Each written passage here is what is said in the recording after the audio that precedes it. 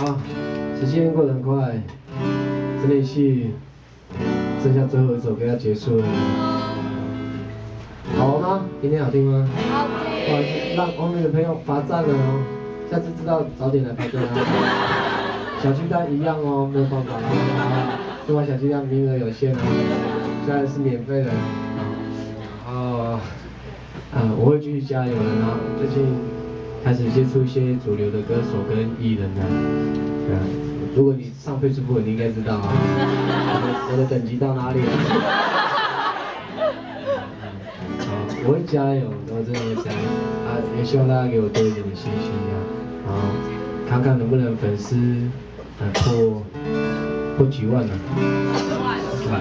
？10万，我不敢讲呢，破13000就可以了。哎，最近看破13000了吗？不知道，不晓得，我觉得还不够强啊。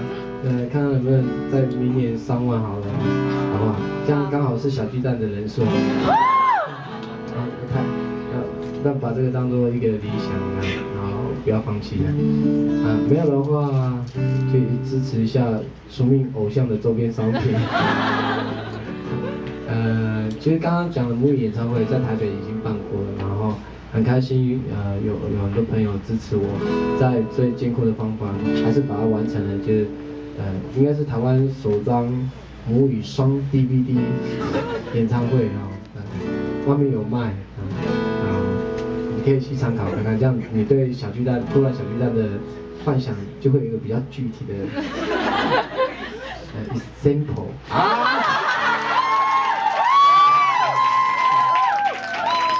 我有 sample 可以看吗？对，有没有呢？那就教大家一首阿美族的歌好不好？这是我改编我们自己部落的一个传统歌。阿美族一种唱歌方式，一个人当领唱，然后其他人答唱。答唱的只要反复的同样的一句，会给领唱者力量。试试看啊，我当领唱，我这边有弟弟，他会带你们用，不要害怕啊。啊呜啊咿呀那咿呀哦嗨呀，哦嗨呀咿呀哦嗨呀，哈呜啊嗨呀哦咿呀，哦嗨呀咿呀哦嗨呀，啊呜啊咿呀那咿呀哦嗨呀。